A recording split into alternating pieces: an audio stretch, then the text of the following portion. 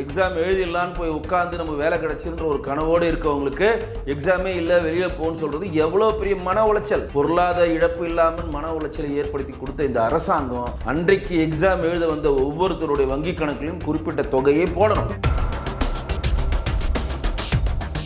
கேட்டால் எல்லாரோட வயிற்றுச்சல தான் இந்த அரசாங்கம் கொட்டி இருக்குது. எல்லாருக்கும் நகை கடை ரத்து பண்றேன்னு சொல்லிட்டு ரோட்ல போற வரவங்கள வாங்க நகையை வைங்க உதயநிதி சொன்னதை பேச்சை கேட்டு வீட்டில் இருக்கவங்க எல்லாம் போய் நகையை வச்சா ஒரு குடும்பத்துக்கு ஒரு ரேஷன் கார்டுக்கு 5 பவுன் மட்டும் தான் ரத்து பண்ணுவோன்னு சொல்லி இன்னைக்கு அவெல்லாம் வட்டி கட்டுட்டு இருக்கான். அந்த வயிற்றுச்சல் உங்களுக்கு சும்மா ஆகுமா?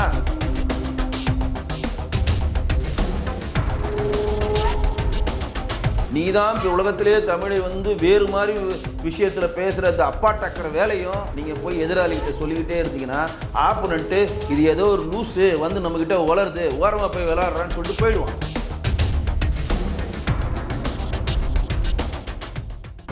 வணக்கம் சார். வணக்கம் மேடம். சார் 8ஆம் தேதி நடக்க வந்த டிஎன்பிஎஸ்சி தேர்வு ரத்தாயிடுச்சு சார். அதுக்கு ஒரு காரணம் சொல்லியிருக்காங்க, ஆட்டோமேட்டிக் எரர் காரணம் சொல்லி மாணவர்களை அமுச்சிட்டாங்க சார். இதுக்கு உங்களுடைய கருத்துக்கள் என்ன சார்?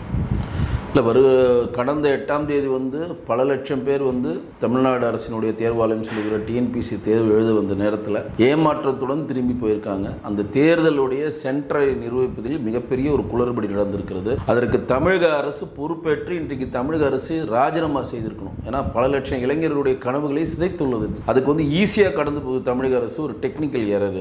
எப்போதுமே டிஎன்பிஎஸ்சி எக்ஸாம் நடக்கிறப்ப அந்த எக்ஸாம் தள்ளி போச்சுன்னா ஒரு 15 நாள் முன்னாடி 20 நாள் முன்னாடி அறிவிப்பாங்க. இது ஒரு தனிப்பட்டதாக ஒவ்வொருத்தரும் சொல்ல மாட்டாங்க. பேப்பரில் ஒரு விளம்பரம் வரும், இந்த எக்ஸாம் நடக்கிறது மழையினால தள்ளி போயிருக்கு, வேற ஒரு கால தட்பவெப்பநிலை தள்ளி போயிருக்கு அப்படின்னு சொல்லுவாங்க. ஆனால் எக்ஸாமை அறிவித்து சென்டர் போட்டு ஹால் டிக்கெட் கொடுத்து அந்த ஹாலில் உட்காந்து எக்ஸாம் 10 நிமிஷம் எழுதின பிறகு அந்த தேர்வு தாளை எடுத்துகிட்டு போயிட்டு எக்ஸாம் கேன்சல்னு சொன்னால் அந்த எக்ஸாம் எழுதி வந்தவங்களுடைய மனநிலை எப்படி இருக்கும்?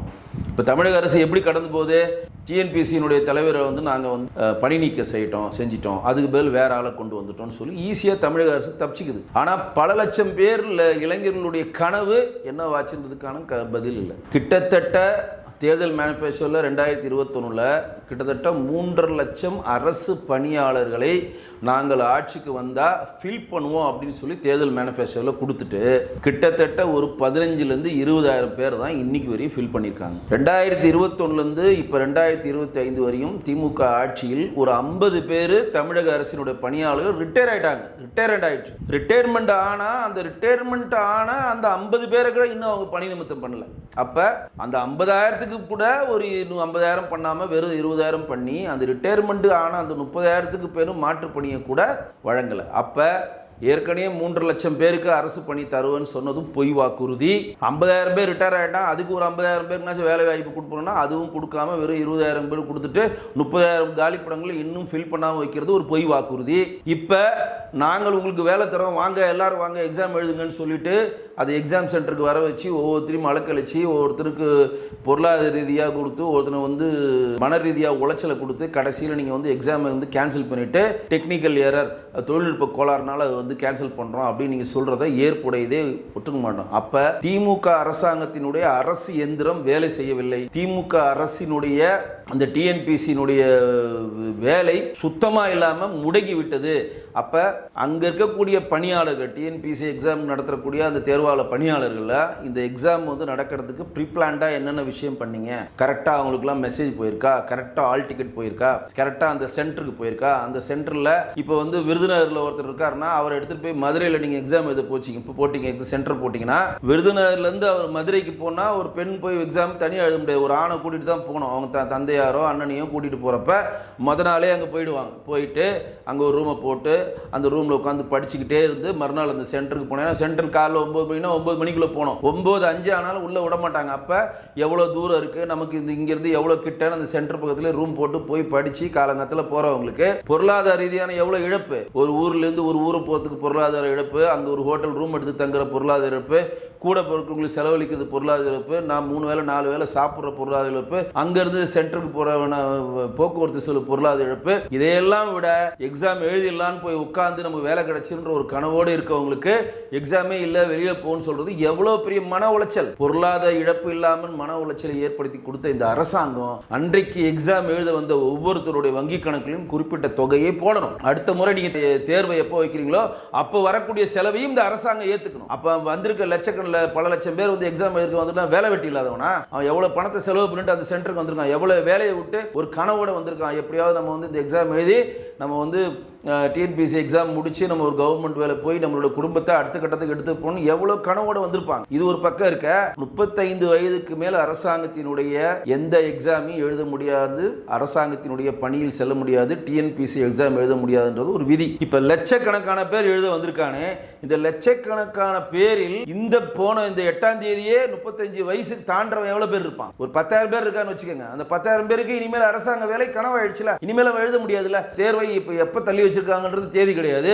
இன்னொரு 15 20 மாசத்துல தேர்தல் ஆணையம் வந்து தமிழ்நாட்டில் தேர்தல் நடக்கக்கூடிய தேதி அறிவிச்சிட்டாங்கன்னா இங்கே காற்பந்து அரசாங்கம் வந்துடும். அப்போ எந்த எக்ஸாமையும் தமிழக அரசு நடத்த முடியாது. அப்போ ஒரு அடுத்த எலெக்ஷன் முடிஞ்சு அடுத்த அரசாங்கம் வந்து பதவியேற்று அதற்கப்புறம் டிஎன்பிசி தலைவரை போட்டு அப்போ எக்ஸாம் வைக்கிறது ஒரு 6 மாதம் ஆச்சுன்னா இந்த 6 மாதத்தில் 35 வயதை கடந்தவர் எத்தனை பேர் ஆகும்? அப்போ அந்த 35 வயதை கடந்தவர் 6 மாதத்தில் 20,000 பேர் ஆனா அந்த 20,000 பேருக்கு இந்த அரசாங்கம் துரோகம் விளைவிக்கிறதுல அந்த 20,000 பேர் இனிமேல் எக்ஸாம் எழுத முடியாதுல. அந்த 20,000 பேருக்கு அரசாங்க வேலைக்கு போறோன்ற கனவை இந்த தமிழக அரசு சிதைத்திருக்கிறது அப்படின்றது நிதர்சனமான உண்மை. அப்போ ஒரு சென்டருக்கு நேரா போய் சென்டர்ல போய் எக்ஸாம் எழுதுற டைம்ல தான் அந்த சென்டருக்கு போனவருடைய பேரே இல்ல, அவர் உள்ள அனுமதிக்க மாட்டேன்றான். ஏன்னா ஒரு சென்டர்ல யார் யார் எழுதுறாங்களோ அவங்க பேர் வந்து வெளியில ஒட்டியிருப்பாங்க. அந்த லிஸ்ட் அந்த சென்டருக்கு வந்து மேற்பார்வை பண்ணக்கூடிய அந்த பேராசிரியர் கிட்ட அந்த லிஸ்ட் இருக்கும். அந்த லிஸ்ட்ல உங்க பேர் இருந்தா தான் ஆல் டிக்கெட்ல வச்சு உங்களை அலோவ் பண்ணி உள்ள அனுப்புவாங்க. எல்லாருக்கும் சென்டர் தெரியுது, ஆல் டிக்கெட் தெரியுது, உள்ள எக்ஸாம் எழுத போனா அங்க பேர் இல்ல. எவ்வளவு பெரிய டென்ஷன் யோசிச்சு பாருங்க. அங்க பேர் இல்ல. எங்க சென்னையில வைஷ்ணவ காலேஜ்ல பேர் இல்ல, உங்க பேரு நந்தனத்துல இருக்குன்றான். சுண்டல் கொடுத்து விளையாடுற மாதிரி விளையாடுறான். ஐயோ இந்த பேர் நந்தனத்துல இருக்குன்றான். அவங்க 9 மணிக்கு எக்ஸாம்னா வைஷ்ணவ காலேஜ்ல இருந்து நந்தனத்துக்கு வரணும்னா அவ்வளவு ஸ்பீடா வருதுன்னு ஹெலிகாப்டர்ல வச்சா வர முடியும். அப்ப அவனால எக்ஸாம் எழுத முடியாது. ஐயோ நம்மளால எக்ஸாம் எழுத முடியாதுன்னு பெரிய மன உளைச்சல். போக்குவரத்துல அடிச்சு முடிச்சுட்டு வந்து வாங்கி எழுதுனா தம்பி 10 நிமிஷம் எக்ஸாம் எழுதிட்ட போதும், எக்ஸாம் தேர்வை கேன்சல் பண்ணியாச்சு, நீங்க கிளம்புங்க, அடுத்த தேர்வு என்றதை அறிவிக்கிறோம்னு சொல்லி வெளியே அனுப்புனா அவங்களுக்கு எவ்வளவு பெரிய மன உளைச்சல், எவ்வளவு பெரிய கனவை இந்த அரசாங்கம் சிதைக்கிறது. இதுக்கு வந்து தமிழக அரசு ஈஸியா ஒரு வேர்டை சொல்லுது, அதாவது டெக்னிக்கல் எரருங்க அப்படின்னு. அரசாங்கம் இயந்திரம் இங்கு வேலை செய்யவில்லை. அரசாங்கம் இயந்திரம் ஒன்று இருக்கிறதா தெரியல. நீங்க ஈஸியா டிஎன்பிசி தலைவர் நாங்க இடமாற்றம் செஞ்சிட்டோம்னு சொல்லி நீங்க தப்பிக்க விரும்புறீங்க. டிஎன்பிசி யார் இந்த எக்ஸாம் கண்டக்ட் பண்ண அந்த டிஎன்சி தலைவரை முறைப்படி அவர் மேல் ஒரு விசாரணை கமிஷனை வச்சு விசாரிக்க வேண்டும். ஒரு குழுவை அமைத்து எதிர்காலத்தில் இந்த மாதிரி ஒரு எக்ஸாம் நடந்தா இந்த மாதிரி குளறுபடிகள்லாம் வந்தா எப்படி சமாளிக்கணும், எதிர்காலத்தில் இந்த மாதிரி எந்த பிரச்சனையும் வரதுக்குண்டான ஒரு தொலைநோக்கு திட்டத்தை தமிழக அரசு வகுக்கணும். எதையுமே பண்ணல. அப்போ வந்தியாப்பா எக்ஸாம் எழுதியாப்பா, எக்ஸாம் இல்லைப்பா போப்பா அப்படின்னு ஈஸியாக கடந்து போகிறாங்க. ஒவ்வொரு இளைஞருடைய வலி அதில் இருக்கிறது. அந்த இளைஞர் எல்லாம் 35 வயசு கடந்தவன் பொறுத்த இருந்தானா கண்டிப்பாக அவன் ஓட்டு இந்த வாட்டி வராது. ஏன்னா அவனோட அரசாங்க வேலை கனவை திமுக அரசு சிதைத்திருக்கிறது. அதில் எந்த ஒரு மாற்றம் இல்லை. ஒரே ஒரு விஷயத்தை புரிந்து கொள்ள வேண்டும், திமுக அரசு வாயில் தான் வெளியில் வடை சுட்டு கொண்டு இருக்கிறது. அதை பண்ணும் இதை பண்ணும்னா அட்லீஸ்ட் அரசு எந்திரனாச்சும் ஒழுங்காக பண்ணுறாங்கன்னா அரசு எந்திரன்னு ஒன்று இல்லவே இல்லை. அது இல்லாதனால தான் இன்னைக்கு பல லட்சம் பேர் வந்து இந்த எக்ஸாம் எழுத முடியாம திரும்பி போய் மன உளைச்சலுக்கு ஆளாகி அவன் வந்து வீட்டில் போய் புலம்பிட்டு இருக்கான். சார் நீங்க வந்து இப்படி சொல்றீங்க, ஆனா முதல்வர் சொல்றாரு 5 ஆண்டுகள்ல வந்து பல லட்சம் குடும்பத்தோட வாழ்க்கையை நாங்க மாற்றி இருக்கோம்லாம் சொல்லி மேடையில் பேசுறாரு. கஷ்டப்பட்டாதான் கிடைக்கும் அப்படின்னு மாதிரி ரஜினியோட டைலாக் பத்திலாம் இன்னைக்கு சொல்லிட்டு இருக்காரு WCC காலேஜ்ல. கஷ்டப்பட்டதான் எல்லாம் கிடைக்கும்ன்றதெல்லாம் எங்களுக்கு தெரியும். 5 ஆண்டுகள்ல யார் யார் இதை மாத்திருக்காரு அதை சொல்லுங்க. தாலிக்கு தங்கம் திட்டத்தை வைத்து மகளிருக்கு ஏதாவது ஒரு உதவி செய்து அவர் திருமணத்துக்கு எதனா உதவி பண்ணியிருக்காரா? அறநிலைத்துறை சார்பாக சேரபாபு வந்து இலவச கல்வி திருமணம் நடத்தி வைக்கிறாரு. இலவச திருமணம் நடத்துவதற்கும் தமிழக அரசுக்கு என்ன சம்பந்தம் இருக்கு? இலவச திருமணம் நடத்துவதற்கும் திமுகவுக்கு என்ன சம்பந்தம் இருக்கு? அறநிலைத்துறையில் இருக்கக்கூடிய பணத்தை எடுத்து இலவச திருமணம் பண்றீங்க. என்னமோ உங்க தோட்டத்தை வித்துட்டு வந்தாங்க இலவச திருமணம் பண்றீங்க. யார் யாரோடைய வாழ்வியல நீங்க மாத்திருக்கீங்க சொல்லுங்க. இன்னும் கேட்டா எல்லாரோட வயிற்றுச்சல தான் இந்த அரசாங்கம் கொட்டி இருக்கிறது. எல்லாருக்கும் நகை கடை ரத்து பண்றேன்னு சொல்லிட்டு ரோட்ல போற வரவங்க வாங்க நகையை வைங்க உதயநிதி சொன்னதை பேச்சை கேட்டு வீட்டில் இருக்கவங்க எல்லாம் போய் நகையை வச்சா ஒரு குடும்பத்துக்கு ஒரு ரேஷன் கார்டுக்கு 5 பவுன் மட்டும் தான் ரத்து பண்ணுவோம்னு சொல்லி இன்னைக்கு அவெல்லாம் வட்டி கட்டிட்டு இருக்கான். அந்த வயிற்றுச்சல் உங்களை சும்மா விடுமா? 2,20,00,000 பேருக்கு நாங்கள் உரிமை தொகை மாசம் 1000 ரூபாய் கொடுப்போம் கொடுப்போம்னு சொல்லி தேர்தல் மேனிஃபெஸ்டோல கொடுத்துட்டு 1,20,00,000 பேர் கொடுத்துட்டு இன்னும் 1 கோடி பேர் கொடுக்காம இருக்கீங்களே, அந்த வயிற்றுச்சல் உங்களுக்கு சும்மா விடுமா? கேஸ் மானியம் 100 ரூபா தரும் ஒரு சிலிண்டருக்குன்னு சொன்னீங்களே, இன்னைக்கு வரையும் தெரியல, அந்த வயிற்றுச்சல் உங்களுக்கு சும்மா விடுமா? கல்வி கடன் ரத்து பண்றேன்னு சொன்னீங்களே, இன்னைக்கு வரையும் கல்வி கடன் ரத்து பண்ணாலும் அந்த மாணவர்கள் வயிற்றுச்சல் உங்களுக்கு சும்மா விடுமா? என்ன நீட்டு தேர்வு ரத்து பண்றோம், யாரும் போய் படிக்காதீங்க அப்படின்னு சொல்லிட்டு எல்லாம் நீட்டுக்கு போய் படிங்க, எல்லாம் நீட்டுக்கு படிங்கன்னு சொல்லிட்டு பொய்யான ஒரு வாக்குறுதியை கூட்டி நீட்டு நீக்கிற ரகசியம் எங்கள்கிட்ட இருக்குன்னு சொல்லிட்டு படிக்கிற மாணவர்களுடைய உணர்வுகளையும் உள்ளத்தையும் கெடுத்த அந்த வயிற்றுச்சல் உங்களுக்கு சும்மா விடுமா? எவ்வளவு வயிற்றுச்சல்! நீங்க தேர்தல் மேனிஃபெஸ்டோல கொடுத்தது எல்லாமே ஹம்பக்கு கூதல், ஒன்னை கூட நிறைவேற்றாமல் அறகுறையா அங்கங்கு தெளிச்சு விட்டு நாங்கள் எல்லாத்தையும் நிறைவேற்றிட்டோம். உலகத்திலேயே சிறந்த அரசாங்கம் மேலை நாடுகள், உலக நாடுகள்லாம் எங்களுடைய திராவிடன் மாடலை ஃபாலோ பண்றது. அடைய எந்த நாடு அவனை ஃபாலோ பண்ணுது? எந்த நாடு ஒன்று ஃபாலோ பண்ணுது? 70 ஆண்டுகள்ல 5 லட்சம் கோடி கடன் இருந்துச்சு. அதே 5 ஆண்டுகள் அதே 5 லட்சம் கோடி கடனை வைத்து இந்தியாவிலே முதன்மை கடன் வாங்குற மாநிலமா தமிழ்நாட்டில் மாற்றியது ஒரு சாதனையா? இந்தியாவிலே முதன்மை மாநிலமா வட்டி கட்டுறீங்களா, அது ஒரு சாதனையா? எந்த சாதனையும் நீங்க பண்ணல. ஆனால் மக்களிடம் நீங்க பெரிய ஒரு சாதனை பண்ண மாதிரி தன்னிடம் இருக்கக்கூடிய டிஜிட்டல் மீடியாவையும் பிரிண்ட் மீடியாவையும் சேட்டலைட் மீடியாவை வைத்துக்கொண்டு நீங்கள் பெரிய ஒரு சாதனையாளர் மாதிரி தொடர்ந்து பொய்யான செய்தியை உண்மை மாதிரி திணிக்கிறீங்க. ஆனா மக்கள் விழிப்படைஞ்சிட்டாங்க. இங்க இருக்கக்கூடிய மக்களுடைய வயிற்றுச்சல் எல்லாமே 2026 தேர்தலில் வெளிப்படும். சார், பார்லிமெண்ட்ல கமல் அவர்கள் பேசின பேச்சுக்கு உங்க கருத்து என்ன சார்? பார்லிமெண்ட்ல கமல் பேசுறது யாருக்குன்னா புரிஞ்சுதுன்னா கண்டிப்பா நம்ம அவருக்கு குறிப்பிட்ட பரிசு தொகையை நம்ம கொடுப்போம். கமலுடைய வீழ்ச்சிக்கு காரணம், ஒருத்தருடைய எழுச்சிக்கு காரணம் அவருடைய பேச்சு. அரசியல் பொறுத்தவரையும் இன்னைக்கு கலைஞர் அவர்கள் திமுகவை சொல்லுவாங்க, பேசி பேசியே ஆட்சி பிடிச்ச கட்சி அப்படின்னு சொல்லி திமுகவை சொல்லுவாங்க. பேசி பேசியே ஆட்சியை இழந்த கட்சி தான் மக்கள் நீதி மையமாக இருக்கக்கூடிய கமலஹாசன் கட்சி. ஏன்னா ஒரு கடைநிலை ஊழியனும் ஒரு சாமானியனுக்கும் நீ என்ன பேசுற அப்படின்ற அந்த செய்தி போய் சேரணும். அவன் தான் சிறந்த பேச்சாளர். ஒரு எழுத்தாளர் சாதாரண இருக்கக்கூடிய ஒரு நபர் அந்த எழுத்தை படித்தானா அவன் புரிந்து கொள்ள வேண்டும். உன்னுடைய மொழி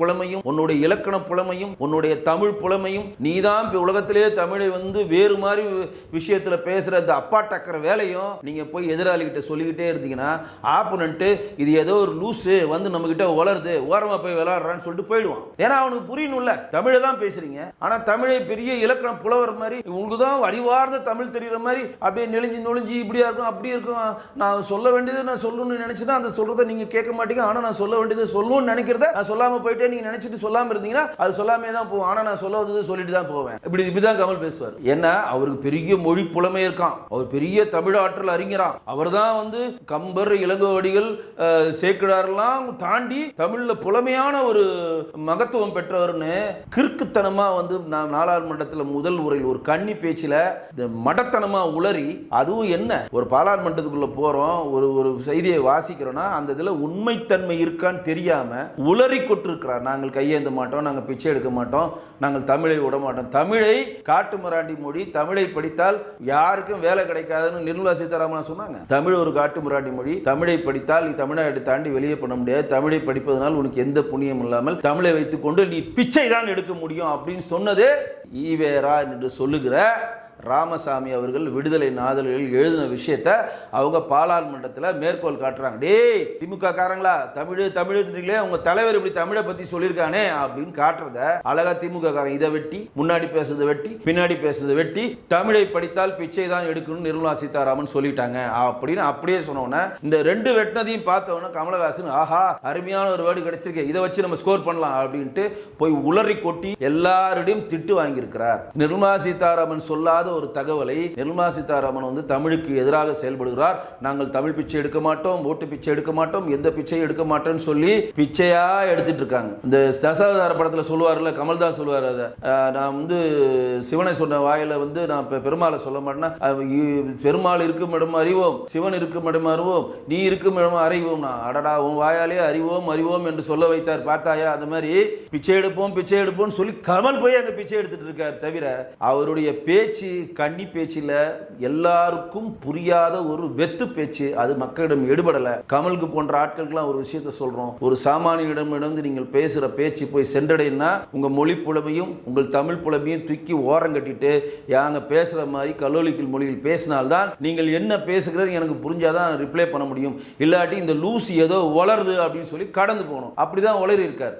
ஒருத்தர் சொன்னதை மேற்கோள் காட்டினதை அவர் சொன்ன மாதிரி நீங்க மடைமாற்றி பண்றீங்கன்னா அப்ப நீங்க என்னென்ன விஷயங்களை பண்றீங்க? அதாவது பூவோடு சேர்ந்த நாறு மணக்குன்னு சொல்லுவாங்க, அதை வந்து மாற்றி சொல்லணும். கமலை பொறுத்தவரையும் இதனால் வரையும் கமல் ஒழுங்கா இருந்தார். என்றைக்கு திமுக என்ற திருட்டு கும்பலில் சேர்ந்த பிறகு வெட்டி போட்ட 2 சொற்றொடரை எடுத்துக்கொண்டு பெரியார் சொன்னதை நிர்மலா சீதாராமன் சொன்னது மாதிரி அந்த திருட்டு திமுகவுடன் சேர்ந்து கொண்டு திருட்டுத்தனமான ஒரு பதிவு இருக்கிறார். இங்க இருக்கக்கூடிய அறிவார்ந்த சிந்தனை மக்கள் புரிந்து கொள்வார்கள். அது வந்து பெரியார் சொன்ன விஷயத்தை மேற்கோள் காட்டினது. அதை மறைத்து விட்டு நிர்மலா சீதாராமன் தமிழை படித்தால் பிச்சை எடுக்க போறோன்னு தப்பான பரப்புரை சொன்னதா கமல் போன்ற புரியாத ஜென்மங்கள் பொதுவெளியில் உளறி கொண்டிருக்கின்றன.